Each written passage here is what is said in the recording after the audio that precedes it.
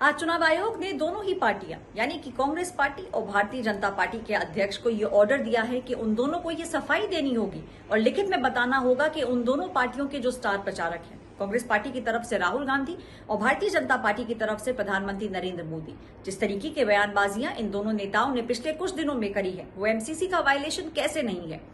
29 अप्रैल की जो डेट दी गई है चुनाव आयोग द्वारा वो लास्ट डेट है और 11 बजे तक इन दोनों पार्टियों को अपना अपना जो रिटन रिस्पॉन्स है वो चुनाव आयोग को सबमिट करना पड़ेगा। कांग्रेस पार्टी के खिलाफ भारतीय जनता पार्टी चुनाव आयोग गई थी और भारतीय जनता पार्टी के खिलाफ कांग्रेस पार्टी गई थी। मैं आपको बता दूं कि ये जो ऑर्डर है ये एमसीसी का वायलेशन है या नहीं, इसकी जो शनाख्त है वो इलेक्शन कमीशन तभी करेगा जब ये दोनों पार्टी के अध्यक्ष रिस्पांस दे देंगे। और ये जो ऑर्डर है ये अध्यक्ष के लिए इसलिए गया है क्योंकि दोनों ही पार्टी के स्टार कैंपेनर्स इन्वॉल्व हैं। एमसीसी में साफ लिखा है कि अगर किसी भी पार्टी का स्टार कैंपेनर कुछ इस तरीके के विवादित कमेंट्स करता है, अगर ऐसे कुछ कमेंट्स सामने आते हैं जो कि धर्म के ऊपर होते हैं या हिंदुस्तान की यूनिटी पे सवाल खड़े करते हैं, तो पार्टी को उसका जवाब देना होगा। और अपने ऑर्डर में इलेक्शन कमीशन ने यह साफ किया है कि क्योंकि स्टार कैंपेनर्स हैं दोनों पार्टी के, राहुल गांधी कांग्रेस पार्टी के और प्रधानमंत्री भारतीय जनता पार्टी के, तो ये पार्टी का दायित्व बनता है, उनके जो अध्यक्ष हैं उनका दायित्व बनता है कि वो चुनाव आयोग को सफाई देकर ये बताएं कि जो बयानबाजियां की गई हैं, जिसके खिलाफ कंप्लेन आई है, वो एमसीसी का वायलेशन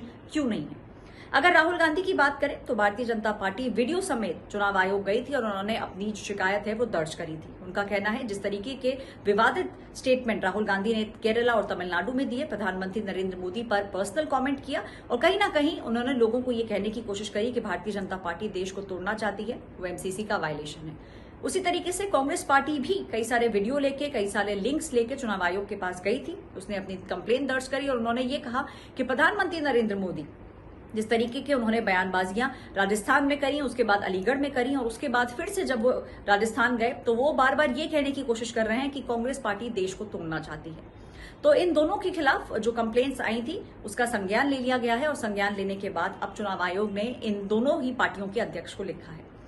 सबसे कड़ा जो फैसला चुनाव आयोग ने हिंदुस्तान की हिस्ट्री में लिया था वो लिया था 1999 में, जब बाला साहेब ठाकरे जो कि शिवसेना के फाउंडर थे, जो कि शिवसेना के अध्यक्ष थे, उनको 6 साल के लिए निलंबित कर दिया गया था। ना वो चुनाव लड़ सकते थे और ना ही अपना मतदान दे सकते थे। ये 1999 के अंदर जो ऑर्डर आया था, ये जो बैन उन पे लगाया गया था, इसको 2001 में हटाया गया। 6 साल का ये बैन था। उसके बाद 2001 के बाद बाला साहेब ठाकरे अपना मतदान 2004 के चुनाव में ही कर पाए।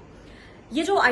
चुनाव आयोग होता है उसके पास ये पावर होती है कि वो जो नेता हैं, अगर कुछ ऐसा विवादित बयान सामने आता है तो उनको कैंपेनिंग करने से बैन कर सकते हैं। और सबसे स्ट्रिंजेंट जो रूल होता है, सबसे कड़ा रुख अगर चुनाव आयोग लेता है तो वो ये है कि वो नेताओं को बैन कर सकता है कि ना ही आप सभा करेंगे, ना ही आप रैली करेंगे, आप चुनाव में खड़े भी नहीं हो सकते और अपना मतदान भी नहीं दे सकते। तो चुनाव आयोग के पास ये पावर है, लेकिन ये पावर का इस्तेमाल वो तभी करेंगे जब एक बार दोनों पार्टी के जो अध्यक्ष हैं वो अपना अपना पक्ष चुनाव आयोग के सामने रखेंगे। 19 अप्रैल 11 बजे ये डेडलाइन दे दी गई है मल्लिकार्जुन खड़गे और जेपी नड्डा को। उन्हें ये बताना होगा जितने भी लिंक्स जो कांग्रेस पार्टी ने भारतीय जनता पार्टी के खिलाफ और भारतीय जनता पार्टी ने कांग्रेस पार्टी के खिलाफ जो भेजे थे, वो सारे लिंक्स जो हैं वो दे दिए गए हैं। और कहीं ना कहीं अब ये कहा जा रहा है चुनाव आयोग द्वारा कि आपको हर लिंक का जवाब देना पड़ेगा और ये जो रिटन रिस्पॉन्स है इसको सबमिट करना पड़ेगा। एक बार जब ये रिटन रिस्पॉन्स सबमिट हो जाएगा उसके बाद ही चुनाव आयोग ये निष्कर्ष पे आएगा कि एमसीसी वायलेशन दोनों नेताओं ने किया है या नहीं किया।